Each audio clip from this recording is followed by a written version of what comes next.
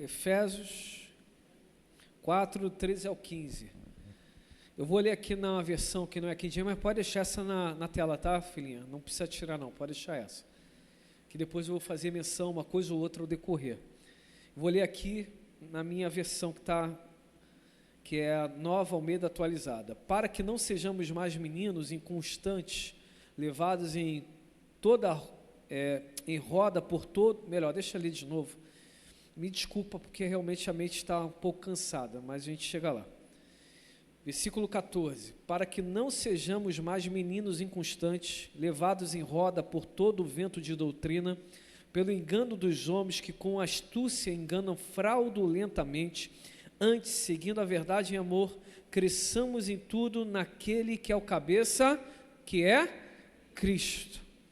Invista na sua vida espiritual.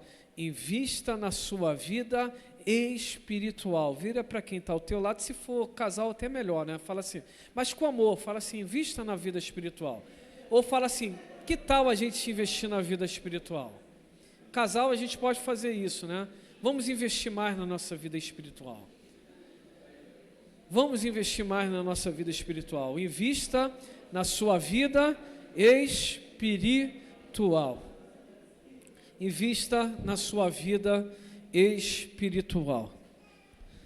A salvação nos conecta ao coração do Pai.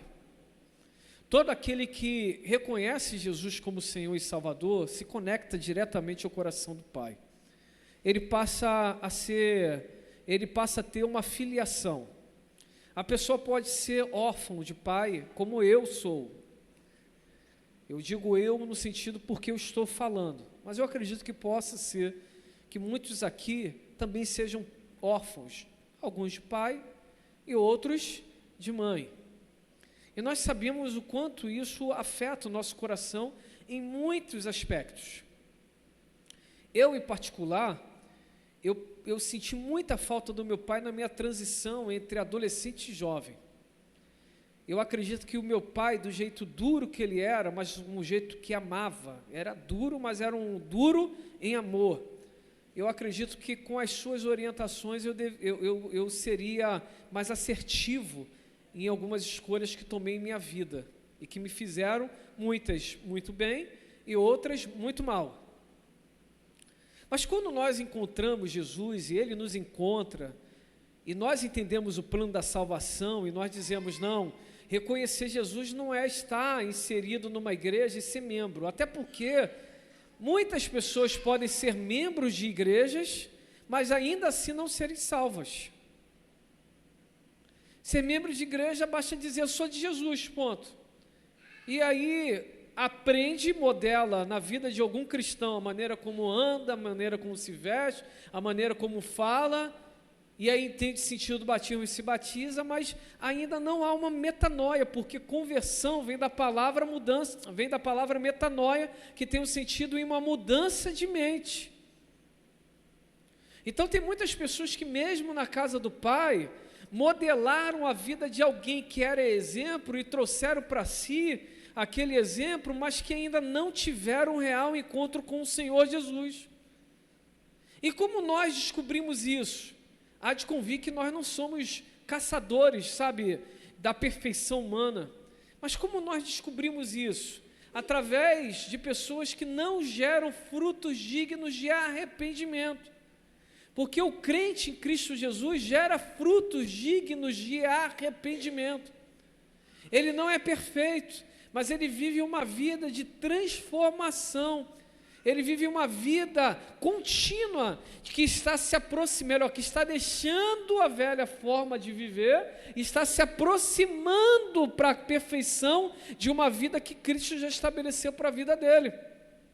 Então, nesse processo, ele vai sendo transformado, ele não vai sendo salvo nesse processo, porque a salvação é um ato. Quando a pessoa entende Jesus, de fato, ela é salva. E ela pode viver inúmeras situações, ela fica triste também, ela fica com cólica também, ela fica com dor de cabeça também, ela fica com dores nos dedos, nas pernas, ela fica com dores, ela vive processos naturais da vida, mas há algo no coração dela que dá aquela certeza de que ela agora tem Cristo Jesus, e por ter Cristo Jesus, ela suporta, e ela vai até o fim. Essa salvação, que é um ato, causa inúmeras mudanças na vida dessa pessoa, e aí começa o processo da santificação. E esse processo é tão importante, porque não tem como nós vermos Deus sem santificação. Tem tantas pessoas que dizem que viram a glória de Deus, ficam extasiadas, ficam isso, mas a vida não demonstra ter frutos dignos de arrependimento. Elas estão enganadas, elas estão achando uma coisa, mas não é. Essa minha palavra não é um julgamento, é um confronto bíblico, porque quem vê a glória de Deus não consegue viver da mesma forma. Moisés nem viu Deus e o rosto dele começou a brilhar. O sentido bíblico é: quem contempla Deus não consegue ficar da mesma forma, muda. Se mente, para de mentir, e a mentira começa a incomodar,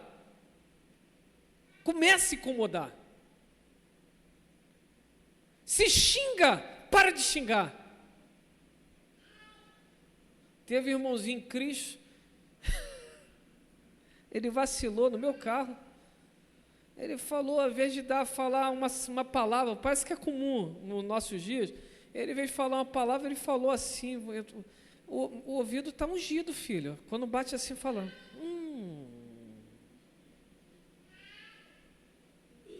e bateu aqui, eu deixei falar tudo, eu falei, só não fala essa palavra de novo.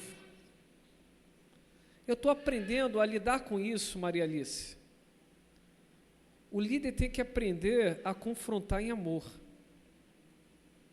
Para de acumular situações, bateu aqui, pesou aqui, fala logo, ponto, acabou. Porque não é uma perseguição, é um tratamento. Quem é filho vai ouvir e vai mudar. Quem não é filho vai ficar prepotente e orgulhoso e vai tomar o seu caminho. E às vezes é até melhor tomar o caminho, que a gente não atrapalha a pessoa também não nos atrapalha.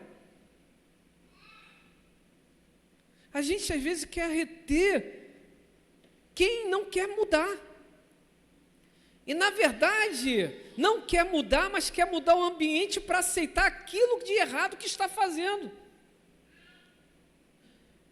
É aquela velha frase do: eu vi o que você fez e você finge que não viu o que você viu da minha vida. A glória de Deus não aceita politicagem. Então, como dizia um teólogo ungido que passou aqui pela nossa igreja, ou é salsicha ou linguiça. Ou é ou não é, filho? Não tem como confundir, não. Fiquei com saudade desse homem, de verdade agora. Saudade mesmo. Ou é salsicha ou linguiça. Então a nossa vida, ela precisa ter esses impactos, sabe?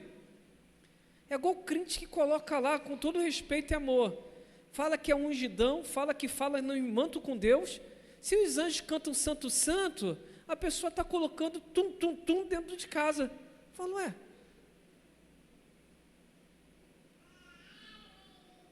eu conheço alguns amigos ministeriais que dizem que ouvem tudo. Eu não consigo entender isso. Diante de Deus, não consigo entender isso. Porque ou a gente agrada a Deus, ou a gente agrada o mundo. Não dá para ficar no muro. Mona Lisa pregou isso na quarta-feira, no Sermão do Monte. O muro é do diabo. Tem um momento que a gente tem que decidir. Tomar uma postura, uma posição.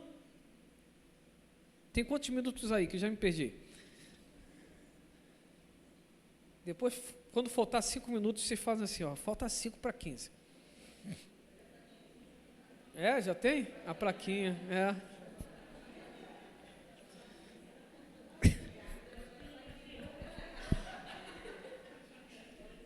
Ó, até lá eu aprontei. Falaram assim, fim, eu falei, fim nada, tô vendo nada.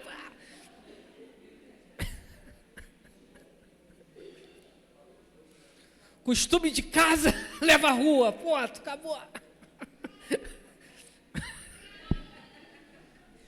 Pastora Rose, eu sei que você fica ouvindo depois, não leva isso pro teu coração não, hein? Então, olha. Meu Deus do céu. Então, veja bem. Essas mudanças, elas são importantes.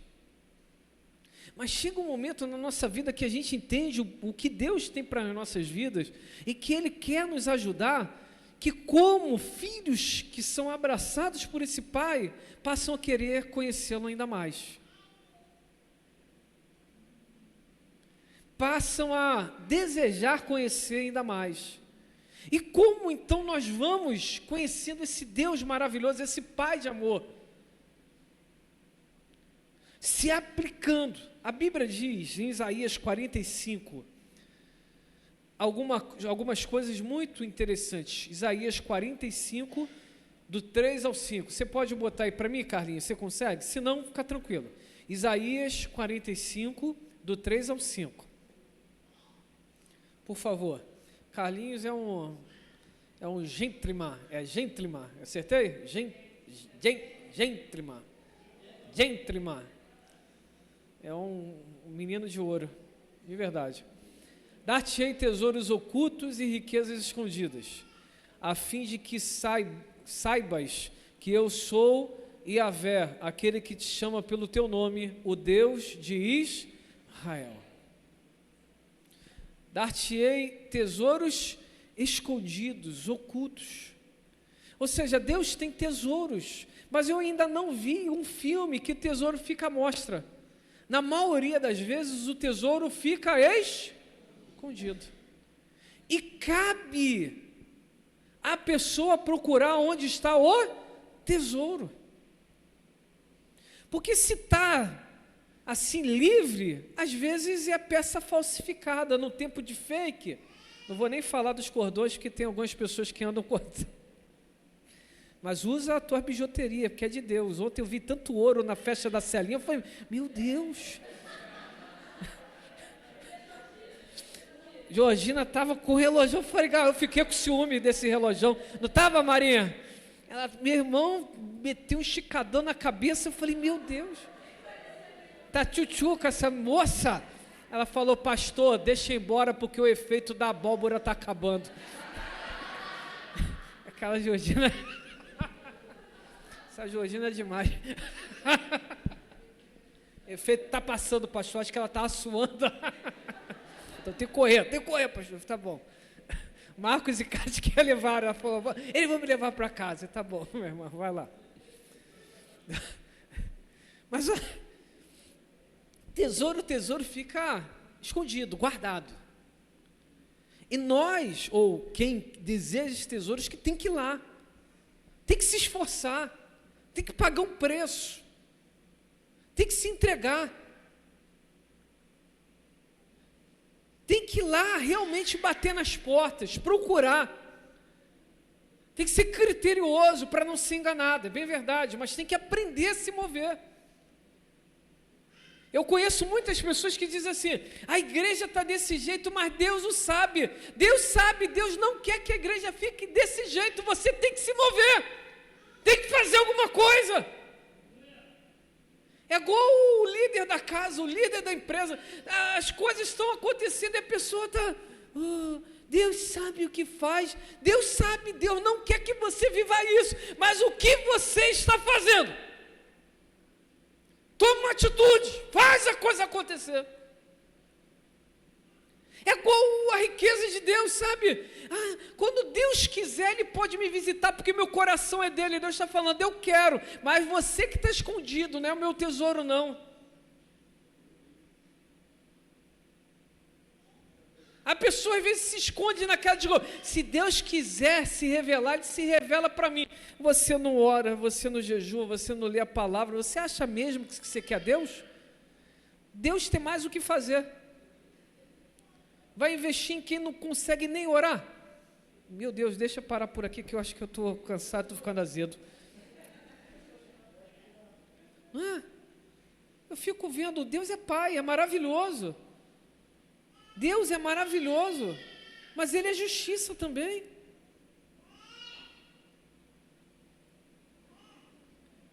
Tem tesouros escondidos e esses tesouros são para aqueles que têm fome, que têm sede, que querem mais, que querem conhecer de Deus, que querem, entender quem Ele é. E por isso, meus irmãos, eu quero pontuar algumas verdades aqui. Primeira verdade: invista na sua vida espiritual, é a temática da noite. E aí você pode falar assim: como eu invisto na minha vida espiritual? Na leitura da palavra. Eu sei que tem pessoas que têm dificuldade de ler, mas olha, o inimigo é tão astuto, eu vou falar assim abertamente: o capeta está usando o teu WhatsApp para você não ler a Bíblia, porque a mensagem você lê, passa 1 hora, mas a Bíblia você não consegue ficar 5 segundos, ele está travando a tua mente para você não se concentrar na leitura, mas você consegue consumir o tempo todo no WhatsApp.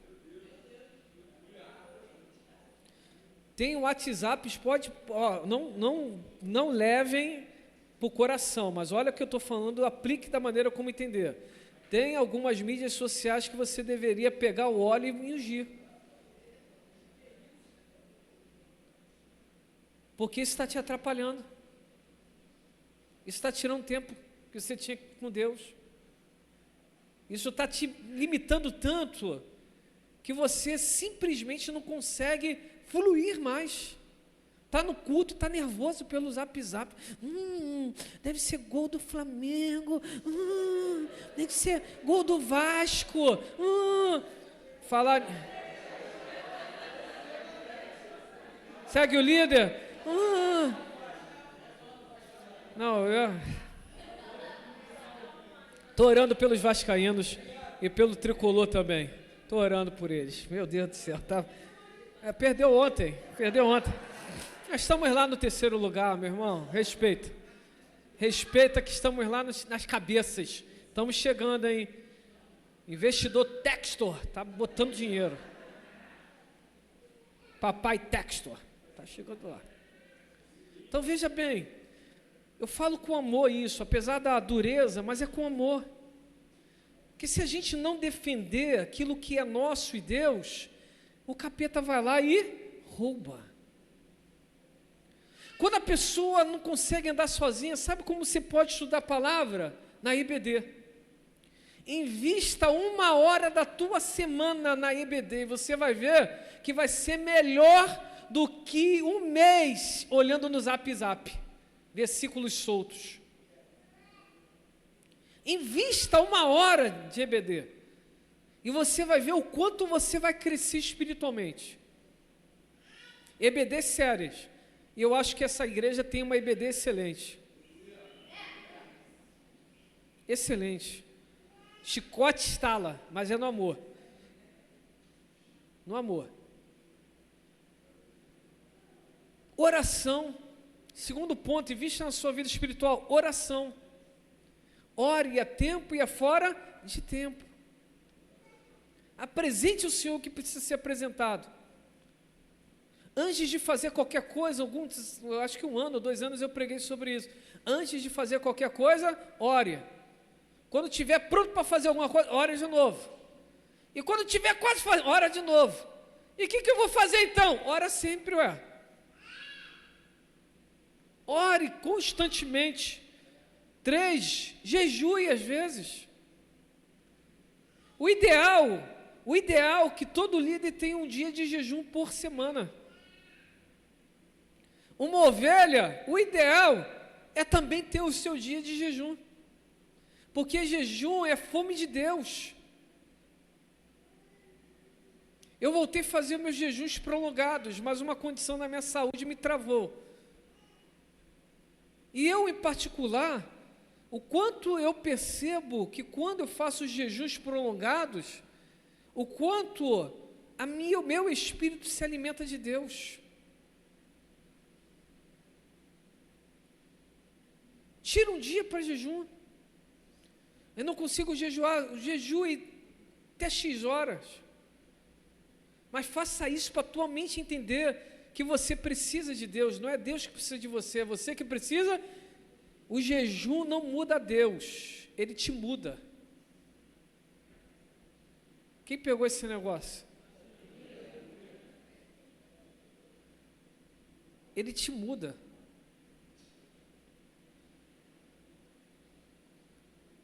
Tenha comunhão com pessoas espirituais. Tem gente que quer investir na vida espiritual de boca, mas no posicionamento tão longe. Não tem como, meu irmão, você querer ser pitbull andando com porco. Você tem que aprender a selecionar com quem você está andando. Conversar, nós conversamos com todos.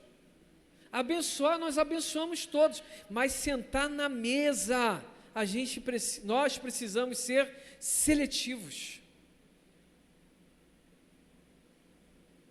Vem com conversinha, com gracejos, corta na raiz. Meu irmão, o capeta não brinca. Vá estudar na escola de José. É preferível perder a túnica do que perder a santidade diante do Senhor. Mas ele fez, vai destruir a minha reputação, mas o meu caráter você não toca. Vou preso, mas daqui a alguns anos Jesus vai me colocar no trono e ponto, acabou. Corta na raiz, não dá liberdade. Recebeu mensagens impróprias, deleta a primeira vez. Continua recebendo, deleta a segunda. Na terceira fala, você não sabe que eu sou crente? Mas tem que ser, às vezes, sabe? Pá! Mais nada, sou crente, filho. Se eu quiser fazer coisas,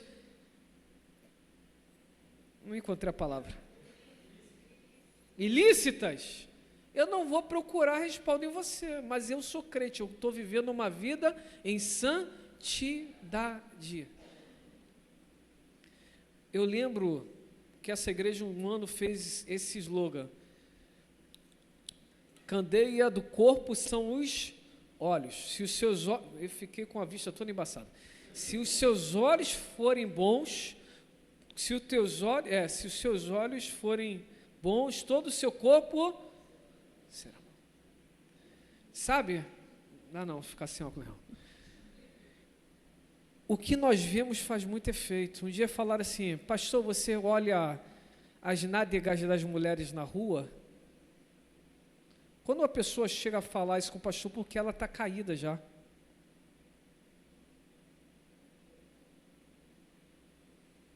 Eu falei com ela, não é porque você está falando, mas quando eu entendi que olhar para as nádegas da rua atrapalha a minha comunhão com Deus, quando eu percebo que tem alguma coisa bonita, prefiro olhar para o volante, olhar para baixo. Se tiver que mudar do lugar, eu mudo do lugar, mas a minha santidade o capeta não toca. A minha esposa pode ter orgulho, porque eu posso falar com ela, garota, eu te amo, garota, porque eu amo primeiro a Deus. Eu não preciso olhar outras nádegas, eu tenho a minha, paguei um alto preço por ela. Ainda estou pagando, investindo todo mês. Meu Deus do céu, tu tem o cabelo de branco. E que melhor investimento que eu fiz. Fico duro, mas fico feliz. Às vezes triste também, às vezes triste. Mas feliz no final das contas. Quero mais deixar minha tchutchuquinha lindona. Nós estamos passando um processo, mas, meu irmão, estou doido para deixar ela lindona. Fala, meu melhor investimento. Os pastores hoje falaram assim, todo mundo está com ciúme de você. Eu falei, por quê, pastor? Só você tem uma Mona Lisa em casa, por causa do quadro. Zoaram ainda. Mona Lisa, eu falei, vai.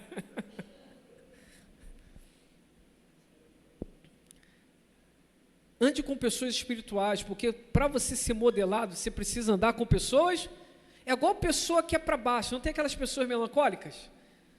Se você cola com pessoa melancólica, o que você vai virar? Mas se você anda com pessoas que pingam óleo, acredite, você vai virar uma pessoa do manto. Porque tem dons que são comunicáveis, um dia eu vou falar sobre isso. Tem muito crente que são tão bitolados que diz, se Deus quiser, é verdade, mas quem tem, dá também, porque os apóstolos faziam muito isso. Quero vos comunicar um dom, hein, Kelinha? Que negócio é esse, hein? No buga a cabeça? Significa dizer que tem coisas que tem em você que você consegue transmitir para outros.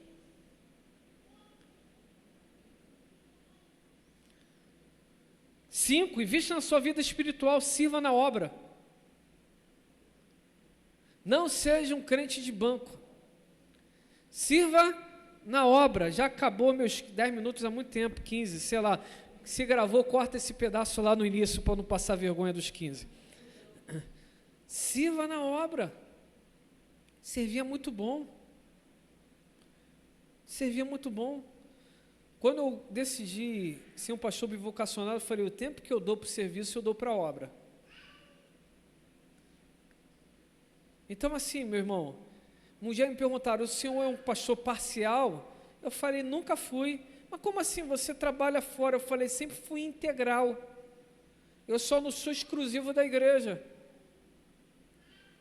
Mas isso não significa nada, porque a exclusividade está o tempo todo, porque toda hora chega um zap, uma ligação, uma necessidade.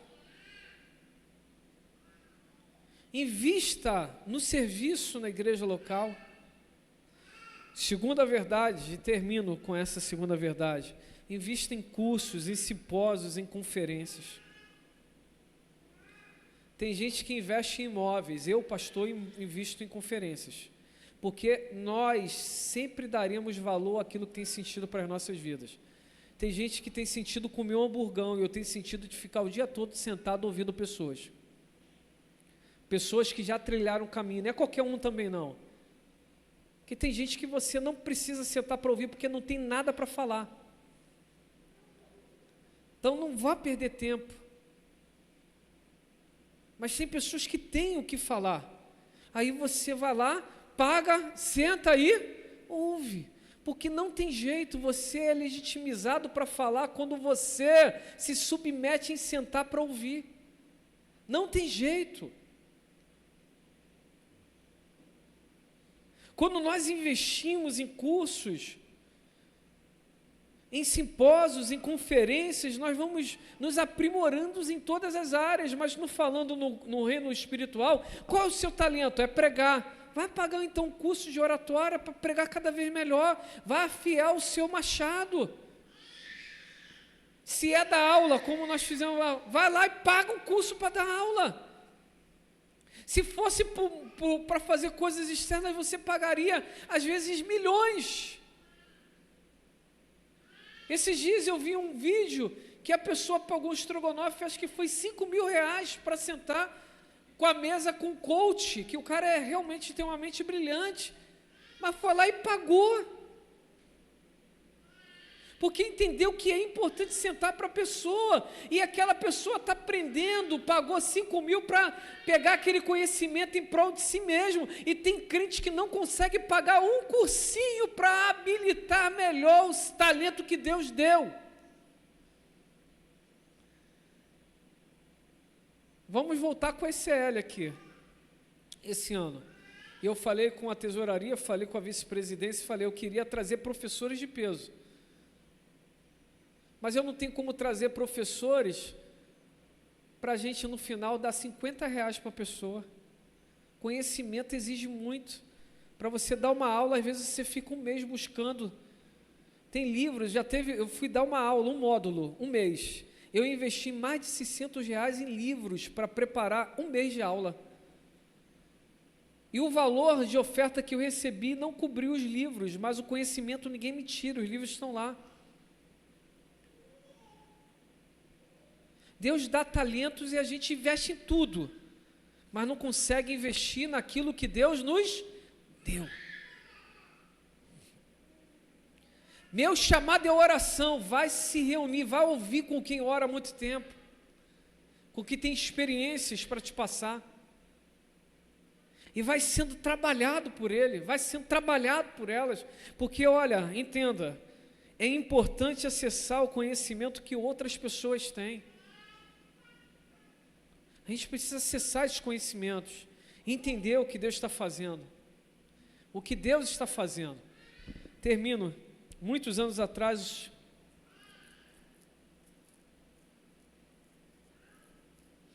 eu fui questionado sobre uma situação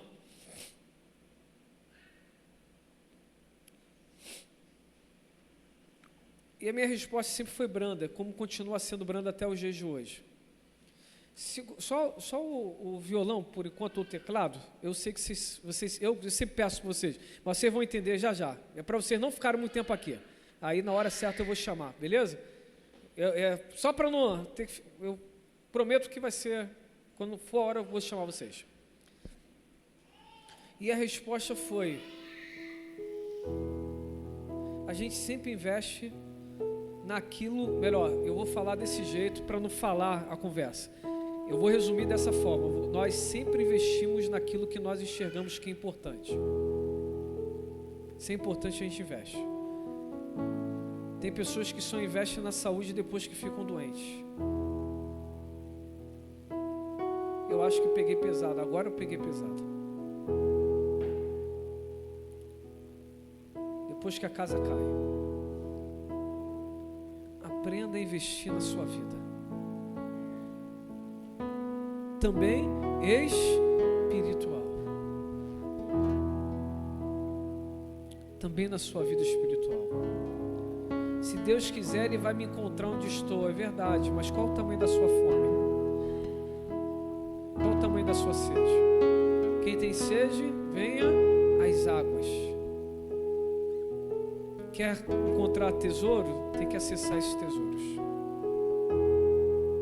Eu vou orar pelo casal e depois eu vou chamar o pessoal que for por encontro e a gente vai terminar desse jeito, aí depois vocês vão subir. Fechou? Saul e a sua esposa é?